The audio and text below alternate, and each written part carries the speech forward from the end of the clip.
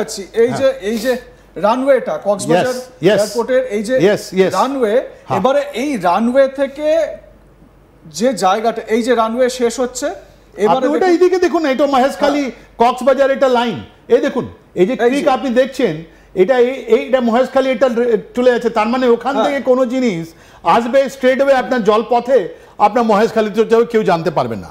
And তাই জন্য Maheshkhali absolutely, এটা মহেশখালীর আপনার যত ঘাটফাট আছে এইটাই ম্যানগ্রোভ জঙ্গল, যেটা আমরা বলছি 3.77 কিলোমিটার, মানে কক্সবাজার এয়ারপোর্টের রানওয়ে যেখানে শেষ হচ্ছে, এইখান থেকে আমরা যদি আর একটু 3.77 কিলোমিটার বা 4 কিলোমিটারের মধ্যে, 4 কিলোমিটারের মধ্যে এই জায়গায় পৌঁছে যাওয়া যাচ্ছে।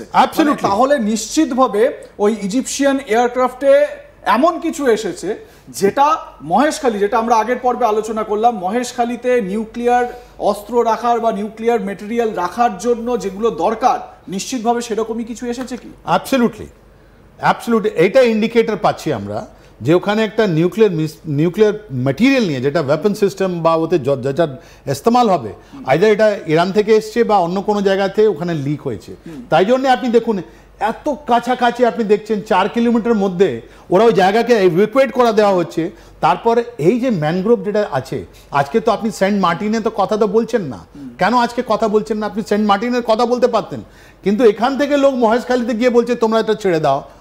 তারপর এই যে জায়গা আছে ওর মধ্যে যে ম্যানগ্রোভের ভেতরে আপনার যে জিনিসটা বানানো হবে বা বানিয়ে ফেলছে বা বানাবে ওরা, ওর মধ্যে আপনার ফিসাইল মেটেরিয়াল বা নিউক্লিয়ার যেটা আছে, কমান্ড সেন্টার আছে, এইসব বানাবে এখানে টু কাউন্টার দ্য চায়না।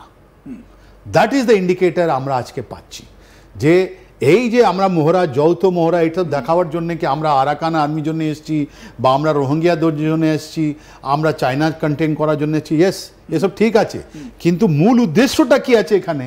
এই জায়গাটা ওদেরকে একটা অ্যাডভান্টেজ দিচ্ছে আপনার এই ম্যানগ্রোভ জঙ্গলগুলো, কেন যে এটা মিলিটারি অপারেশনের জন্য কোনো কাজের নয়, ওখানে আপনি থাকতেও পারবেন না, রাইট? কেন যে এত ইনফেস্টেড অতগুলোই আছে। আমরা এই ম্যানগ্রোভ যেটা আপনি বললেন, সেই ম্যানগ্রোভের জঙ্গলটা আপনাদের দেখাচ্ছি এই মুহূর্তে, আমাদের দর্শকরা তাহলে একটু আইডিয়া পাবেন, এবং যারা ওই এলাকায় থাকেন তারা তো আরো বিশেষ করে বুঝতে পারবেন যে সেখানকার অবস্থা, মানে সিচুয়েশন কি, সেখানে জায়গা কিরকম, ভৌগোলিক অবস্থান কি, কাদামাটি দেখুন, জলাজমি এইখানে স্বাভাবিকভাবে, এবং লোকালয় থেকে অনেকটাই দূরে, লোকচক্ষুর আড়ালে, সেই লোকচক্ষুর আড়ালে এইখানে যদি নিউক্লিয়ার কোনো বেস তৈরি করা যায় তাহলে এর থেকে ভালোই কিছু হতে পারে না। এবং যেই জায়গাটা দেখাচ্ছি তার থেকে কিছুটা দূরেই কিন্তু কক্সবাজার রানওয়ে, এই যে ঠিক অপোজিটে মহেশখালী চ্যানেল, এই আপনি দেখুন এটা কক্সবাজার রানওয়ে 4 কিলোমিটার গিয়ে, তার মানে ওখান থেকে কোনো জিনিস এসে এই আপনার নদী জলের পথে আবার এদিকে চলে যাবে, রাইট?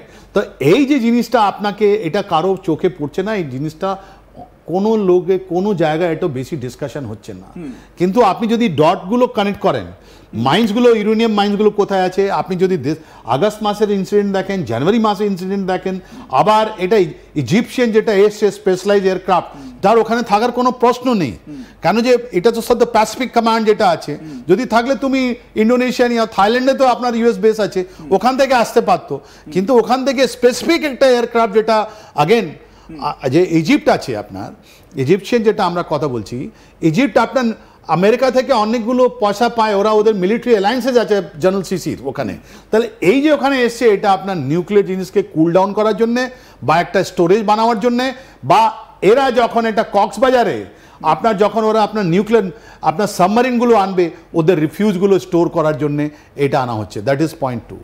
আজকে শেখ হাসিনা, বিএনএস শেখ হাসিনায় আমরা এই মুহূর্তে এই ছবিটা আপনাদের দেখাচ্ছি, এই হচ্ছে বিএনএস শেখ হাসিনা। এবারে এই জায়গাটার ওপর নজর তো বিশেষভাবে রয়েছে।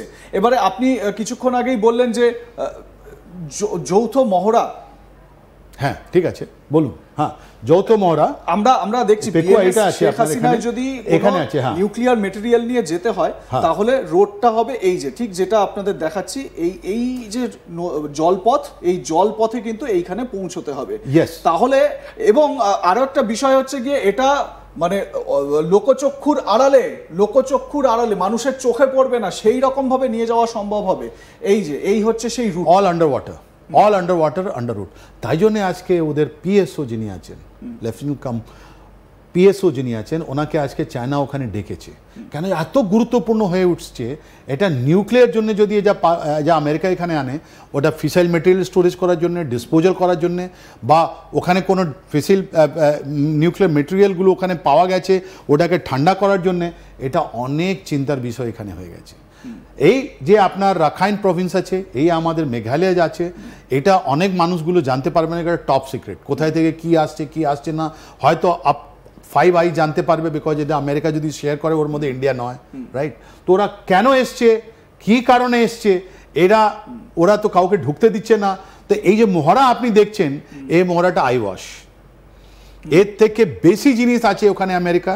আর এইটা নিয়ে অ্যাবসলিউটলি ফর দ্য নিউক্লিয়ার যেটা আছে বম্ব, ওটা নিউক্লিয়ার মেটেরিয়াল বম্ব বানানো যেটা মেটেরিয়াল আছে, ফিসাইল মেটেরিয়াল আছে, হয়তো ওটা ইরান থেকে এসছে, হয়তো অন্য কোনো জায়গা থেকে এসছে, হয়তো ওখানে স্মাগল হয়ে মায়ানমার থেকে এসছে। এবারে আমাকে একটা কথা বলুন, সেটা হচ্ছে গিয়ে আমেরিকার ঘন ঘন বাংলাদেশে এরকম ভাবে উপস্থিতি, ইউএস সোলজারদের এখানে উপস্থিতি, এটা তো একটা প্রশ্ন তুলছে। তার কারণ আমরাই এই আজ তাক বাংলাতেই শো করেছিলাম যে ইউএস আর্মি এবং বাংলাদেশ আর্মি টাইগার লাইটনিং মহড়া, সেই টাইগার লাইটনিং এরপরে আমরা যেটা দেখাবো, আমরা স্ক্রিনে দেখাবো আমাদের দর্শকদের, সেটা হচ্ছে গিয়ে প্যাসিফিক অ্যাঞ্জেল 2025। এই মহড়াও কিন্তু বাংলাদেশ সেনা এবং ইউএস সোলজারদের মধ্যে এটা কন্ডাক্ট করা হচ্ছে।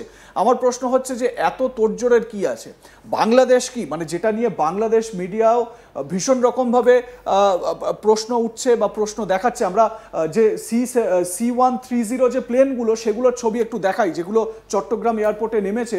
এই দেখুন, C-130 জে সুপার হারকিউলিস যুদ্ধ বিমান, এইগুলো চট্টগ্রামে নেমেছে। এবারে প্রশ্ন হচ্ছে এই অ্যাক্টিভিটি কেন? বাংলাদেশ কি আগামী দিনে একটা যুদ্ধক্ষেত্রে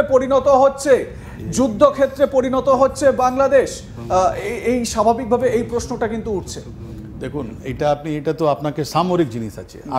আপনি দেখিয়েছেন যে এদের একটা আন্ডারকভার পারসন ঢাকা একটা হোটেলে উনি মারা গেছেন। আমরা শোতে সেটা আলোচনাও করেছি, আজ তাক বাংলা সেটা দেখিয়েছে। টেরেন্স উনি মারা গেছেন, রাইট? আই স্যালুট হিম। উনি অন দ্য ডিউটি উনি মারা গেছেন। উনি তো আন্ডারকভার ছিলেন। তো উনি কি করছিলেন, উনি কিসের জন্য এসেছিলেন, উনি এপ্রিল মাস থেকে বাংলাদেশে কি করছিলেন? উনি বারবার এখানে এসছেন চট্টগ্রামে, বারবার উনি এখান থেকে জানতে চেষ্টা করেছিলেন হচ্ছেটা কি, রাইট?